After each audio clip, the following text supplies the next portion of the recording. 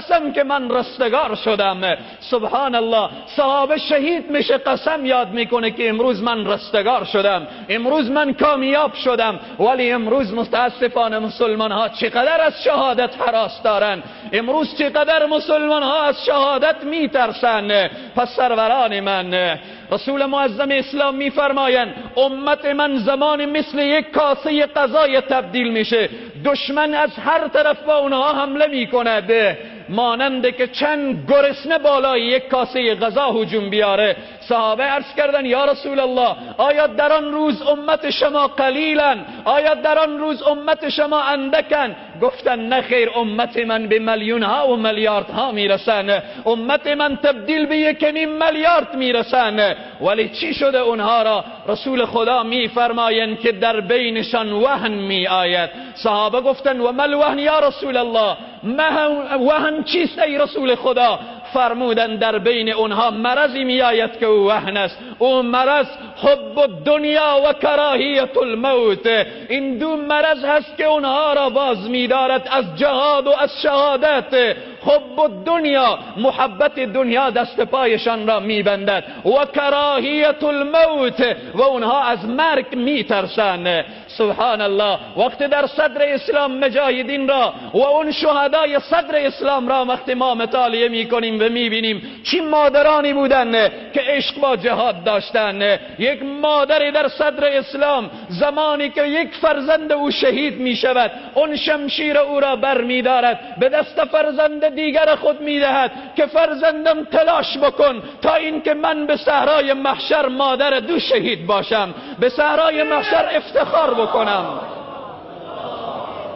ولی امروز مادران از شهادت فرزندان خود میترسند. او مادر افتخار میکند به صحرای محشر که مادر دو شهید شود. او زنی که به صحرای محشر شوهرش شهید میشود، پدرش شهید میشود، برادرش شهید میشود.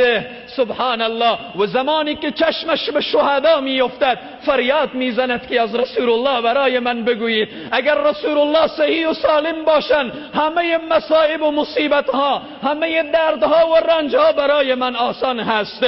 من شوهر خود را به خاطر شهادت فرستاده بودم، من پدر خود را به خاطر شهادت فرستاده بودم، من برادر خود را به خاطر شهادت فرستاده بودم. او زن افتخار می کند که به صحرای محشر پدرم شهید باشد، برادرم شهید باشد، شوهرم شهید باشد. سروران عزیز و بزرگوار، مقام شهدا، مقام مجاهدین واقعی، مقام او کسانی که به خاطر الله و به خاطر دین الله جهاد و مبارزه می کنند، مقام والا و بالایی است. رسول معظم اسلام می فرمایند ما احد يدخل الجنه يحب ان يرجع الى الدنيا وله ما على الارض من شيء الا شهید. این شهید یتمنى ان يرجع الى الدنيا، آرزو می کند تا این که به دنیا بیاید، فیقتل 10 مرات، 10 مرتبه شهید بشود، لما یرا من الکرامه، از اون مقام و جایگاهی که او میبیند. سروران عزیز و بزرگوار، این مقام شهید هست.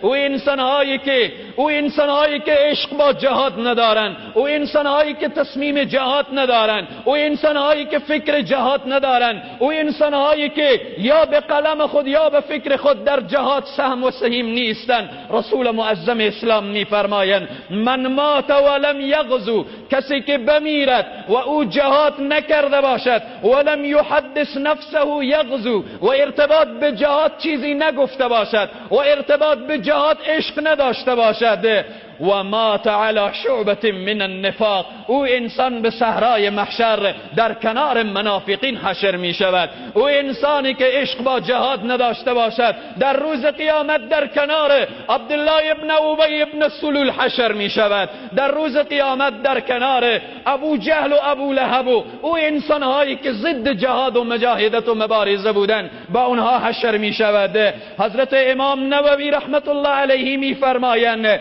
ترک جهاد یکی از نشانه های منافق هست. این است سروران عزیز و بزرگوار، هر کدام ما میتوانیم با جهاد سم بگیریم. یک انسان با قلم خود، یک انسان با فکر خود، یک انسان با دعوت و تبلیغ خود، یک انسان با دعای نیمه شب خود، یک انسان با هر امکاناتی که داره، خلاصه با جهاد و مبارزه، تا اینکه از این صفت منافق و از جمله منافقین در روز قیامت حشر نشود. رسول الله میفرمایند من مات ولم یغزو ولم یحدث نفسه بغزو، کسی که جهاد نکرده باشه و کسی که از جهاد صحبت نکرده باشه، او انسان زمانی که بمیره مات علی شعبة من النفاق، او انسان در یک شعبه از منافقین و یک گروهی از گروه منافقین حشر می شود. قرآن عظیم الشان برای او انسانهایی که از جهاد، برای او انسانهایی که دست از راه الله برمیدارند چی هشداری میدهد؟ قرآن عظیم الشان قل بگو ای پیامبر ان کان آباؤکم، اگر پدران شما، ان کان آباؤکم و ابناؤکم فرزندان شما، و ابناؤکم و اخوانکم برادران شما، و ازواجکم و همسران شما، و عشیرتکم اقوام خیشاوندان شما، و عشیرتکم و اموال اقترفتموها، اون مالی که شما به دست آورده اید، و تجارت تخشون کسادها، از او تجارتی که شما از نقصانش میترسید. این همه الله سبحانه و تعالی بیان میکند. بگو ای پیامبر برای بندگان من چقدر واقعا هشدار هست. بگو ان کان آباؤکم و ابناؤکم و اخوانکم و ازواجکم و عشیرتکم و اموال اقترفتموها و تجارت تخشون کسادها و مساکن ترضونها، اگر این همه احب الیکم من الله و رسوله، اگر شما این منازل بلند و این پارتمان های سر به فلک کشیده و اگر این محبت تجارت و دنیا را احب الیکم من الله و رسوله، اگر آنها را از خدا و پیامبر بیشتر دوست داشتید، احب الیکم من الله و رسوله و جهاد فی سبیله، اگر شما را این منازل بلند بالا شما را مشغول خود ساخت و شما را از جهاد مانع شد، احب الیکم من الله و رسوله و جهاد فی سبیله فتربصوا، شما پس منتظر باشید، شما انتظار بکشید حتی یأتی الله، تا اینکه عذاب خدا بیاید به دامنگیر شما شود. فتربصوا حتی یأتی الله بامره.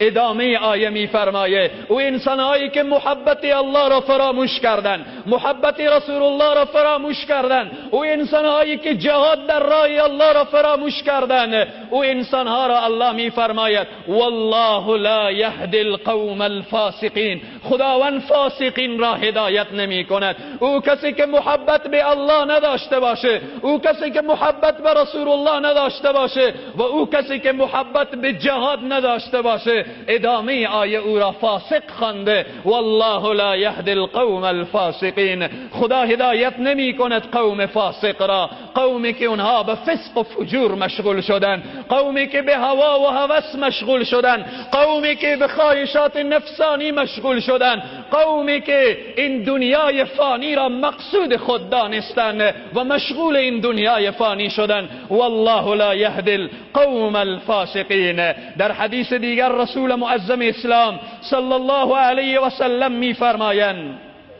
صلوات ختم بفرمایید،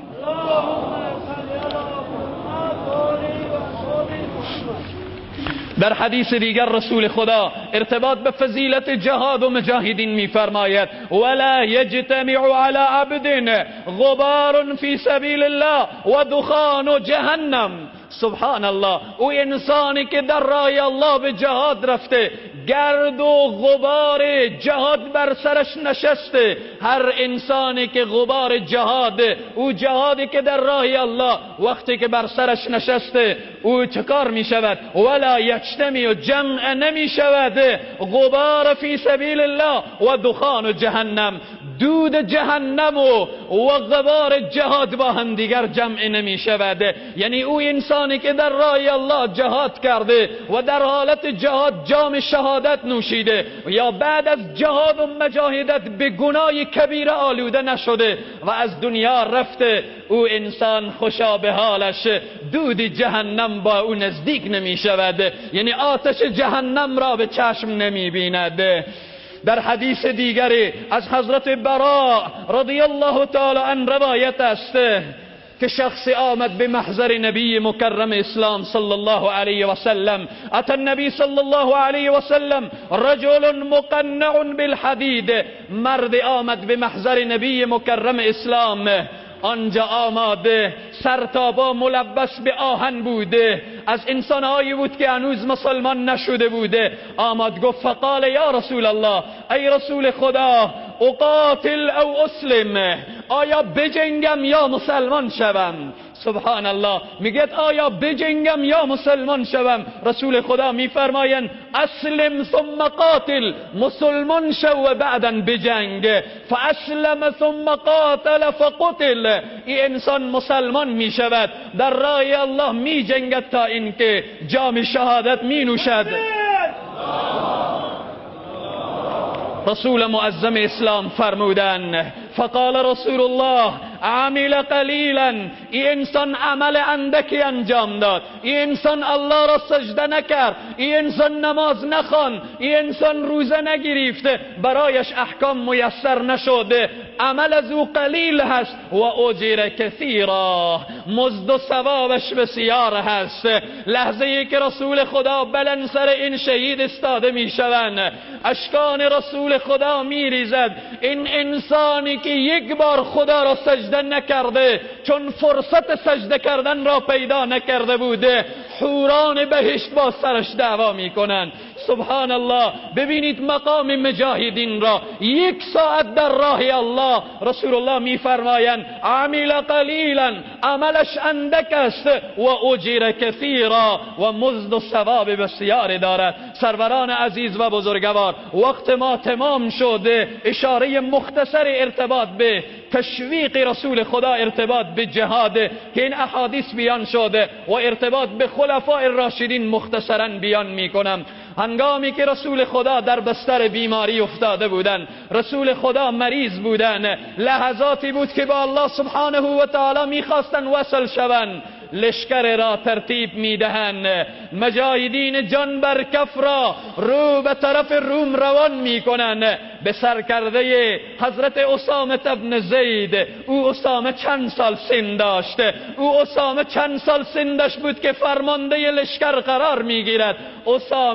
اسامه 18 ساله هست، 18 سال سن داره، فرمانده لشکر مسلمانان قرار میگیره. هنگامی که اسامه روان میشه، هنگامی که در یک منطقه نزدیک مدینه میرسن، خبر وفات رسول خدا میرسد. رسول خدا از دنیا تشریف میبرن.